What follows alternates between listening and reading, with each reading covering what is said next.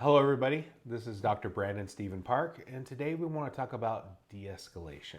And hopefully you've seen some previous videos. One of the things that I think is really important is when we use positive reinforcement, which there's already a video about this on, we really help set the right tone, and it really reduces the amount of power struggles we have when we're good at using positive reinforcement.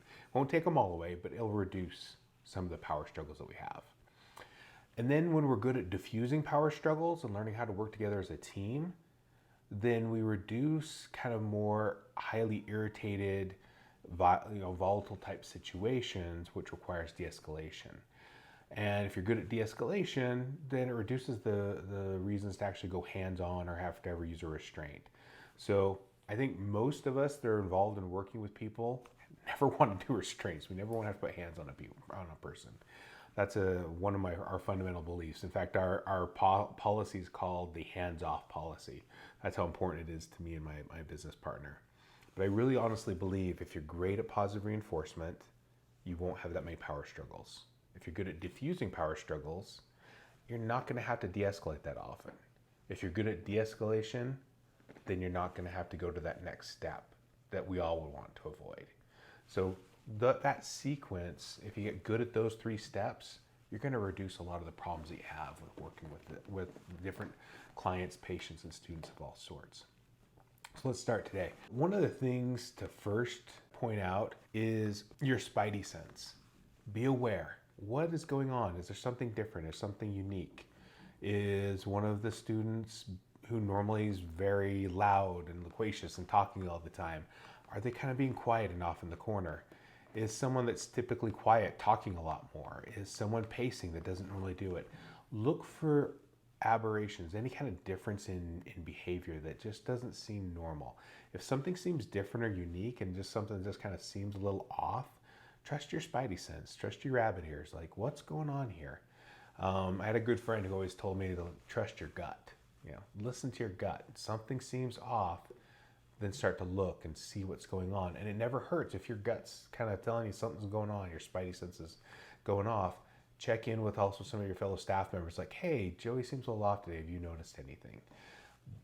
Using that kind of an approach of just like, hey, something seems different, something seems off, and even checking in with some of your other staff helps you to really quickly address and notice if there's something wrong. Because sometimes the first thing we see is these kind of initial steps when someone is really struggling.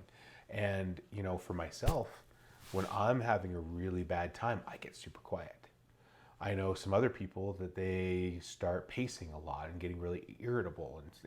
And so knowing that everyone has something different about them that kind of says they're kind of not in a good place, learning what those things are and watching for those things is the first kind of step to make sure that you're staying on top of things and hopefully can actually catch an issue before it becomes a problem.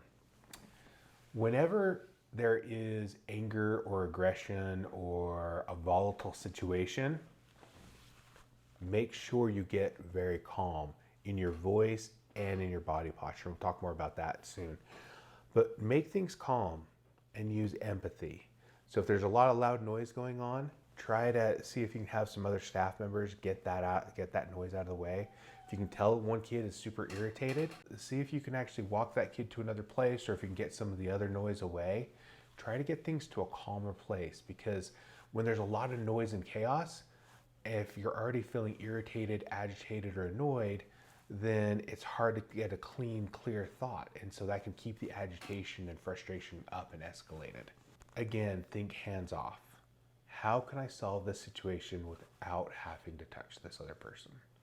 Should always be the first thing on your mind. How can I get this figured out without having to use hands-on? And then, as always, try to make sure you're never doing this in a Lone Ranger kind of a thing. The reason we have multiple staff is to support each other. Make sure you've got team members around you. And sometimes the person you're working with, the client or the student, they might be irritated and agitated with you. So it may be best for you to get somebody else to step in who they're not agitated with, and for you to step back or even step out. Sometimes just being in the room continues that agitation and frustration.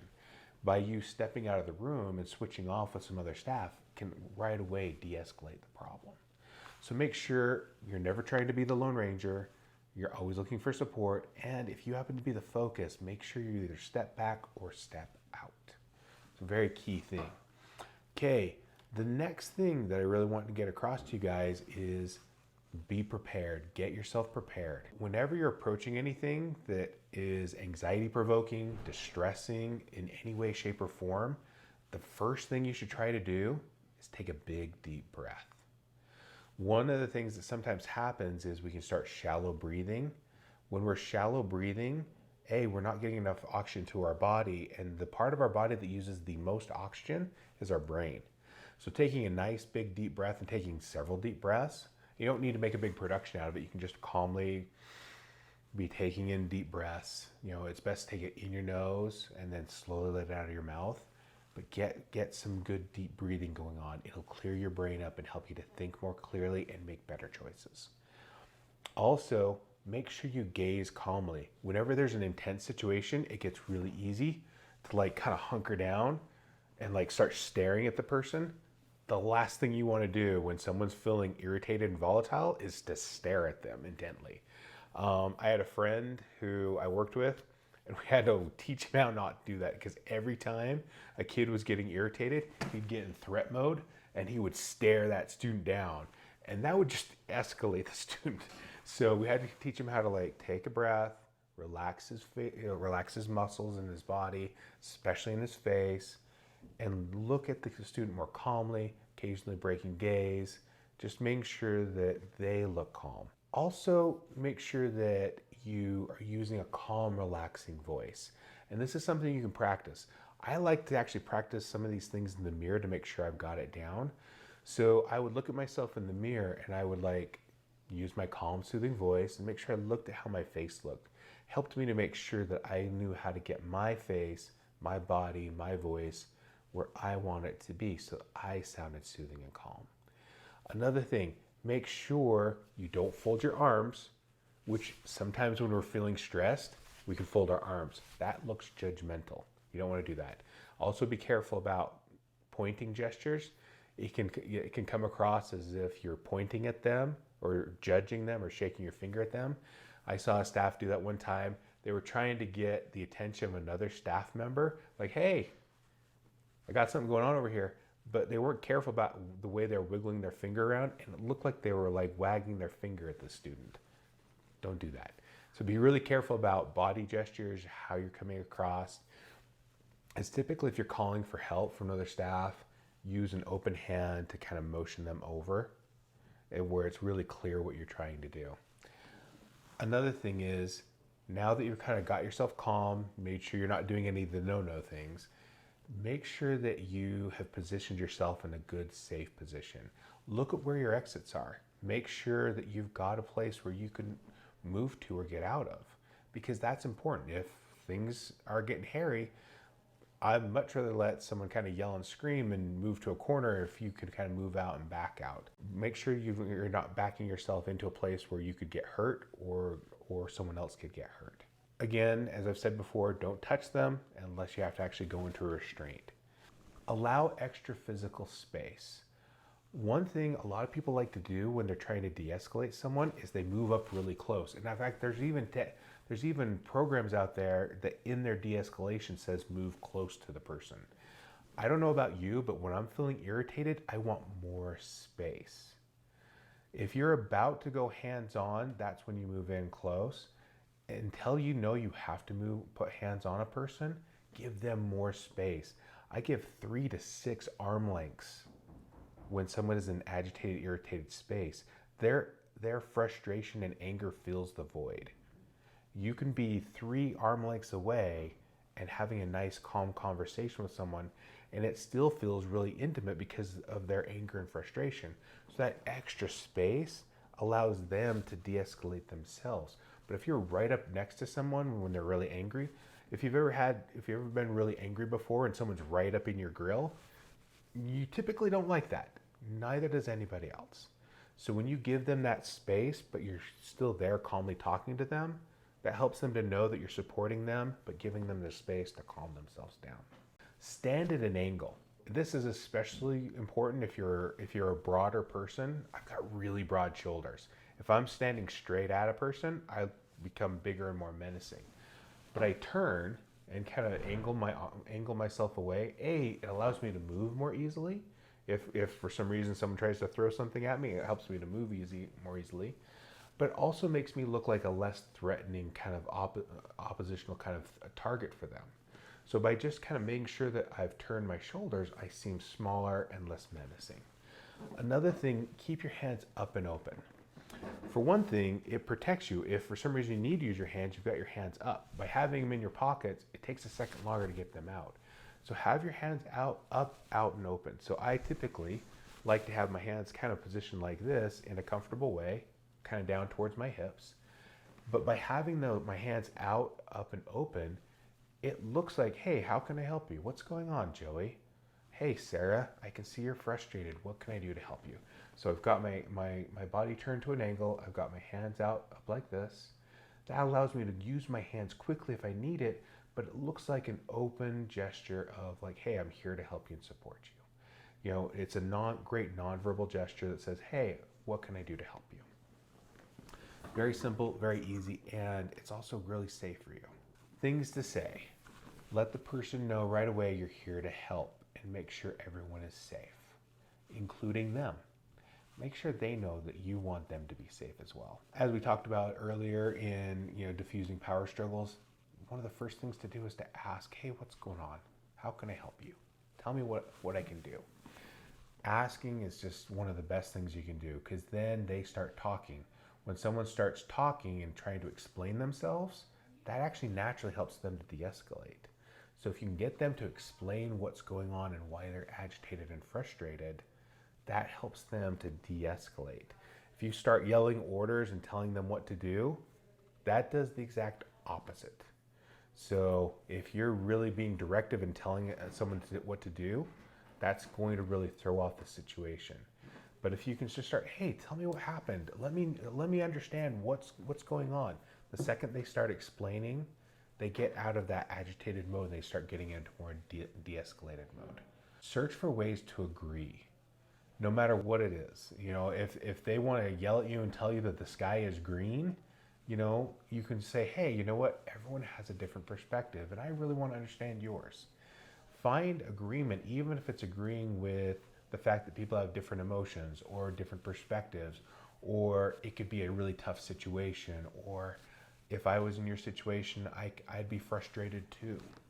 You may not agree with what they're doing, you may not agree with how they're acting or handling themselves, but you can say, you know what, if I was in your boat, I would feel kind of frustrated too.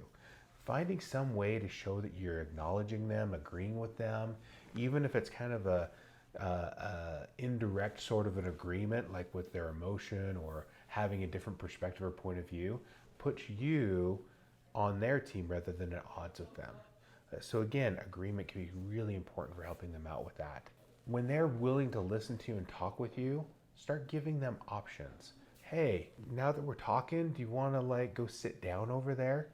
Or do you want to maybe go get a drink? Or would you like some time alone? Maybe you can go over there and just have some quiet time and I can make sure you're safe.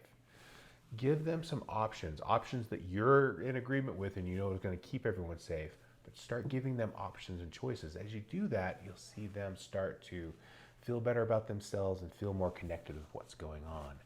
Most important, trust your instincts. Be safe. Listen to your gut. Make sure, first and foremost, there's no other discussions going on except making things calm. Do not argue. Do not raise your voice. Do not become defensive. Doesn't matter what they're saying. Just say, hey, I want to hear you and understand you. Be respectful at all times. Even if you're calling for help, say, hey, given what's going on, I want to see if Betsy can come over and help me out, or if Joey can come help me out a little bit with what's going on. Even if they're yelling horrible things at you, you can just say, hey, I know you're hurting, and I just want you to know I want to support you and help you. But as soon as you get defensive and angry, then you've lost all ground and footing, and the chances of you going into restraint have multiplied significantly. Another thing that's really important when you're working with people is you have to recognize that sometimes you're not the best person to do this. And that can be because you and the student or patient aren't a good fit for each other, or it can just be that you're not having your best day. How many of us have walked into work and not had our best day? I think that's true of everybody, right? So if things aren't going well, if it seems like it's not working, again, trust your instincts and listen to your gut. An easy way of getting somebody else to take over the de-escalation is just to look at him and ask him a question like, let's say the student's name is Ben. Look over at Sarah and say, hey, Sarah, what do you think about what Ben is going through right now? It's a super easy way for Sarah to then start interacting with Ben and start doing the de-escalation. Also, if you can see a coworker is struggling to do a de-escalation, you can go up to the coworker and say, hey, how can I help you out? Make sure if someone's asking if they can help you out, you're recognizing that maybe you're not in the best place to do this. Or maybe for some reason someone can do better. I have stepped out many times when someone says, hey, how can I help? What can I do? And that's a great way for me just to take a step back and for that next person to jump in. There's nothing wrong with that, and that happens all the time. I am probably one of the better people I know at de-escalating, and I still have the days that I'm off. And I still have students that I'm way better with than others. There's certain students I can de-escalate in a second, and there's others I just don't do as well with. So make sure you understand where you're at and what's going on, and make sure that you are safe and everybody else is safe. So let's kind of go over just a few of the basics really quick. Be aware. First and foremost, be aware of what's going on, the surroundings. Make sure you're giving space, being calm, not only with your voice, but with your body and everything else. Make sure you're in a good, safe position to manage the situation. Next, make sure you've positioned yourself well in where you're at, and make sure you know where your other coworkers are that are around you. Lastly, make sure that you're trying to find agreement, trying to find space. Quiet can be okay as well. Sometimes you can just say, hey, I understand you're agitated. I'm right here when you're ready to start talking to me. Let me know, or want to ask me questions. I'm here to support you. Give them space. Don't be defensive. Give them options. De-escalation is about making sure you're in the right frame of reference and you're there to help and support. If any of you guys have worked with horses before, horses are so easily spooked. You have to make sure you're in a good frame of reference before you're working with a horse. It's the same thing when you're working with someone that's in an agitated state. Make sure you're in a good place, calm, and easygoing. Thank you all for your time, and I appreciate it. Look forward to talking to you again. Thanks a lot.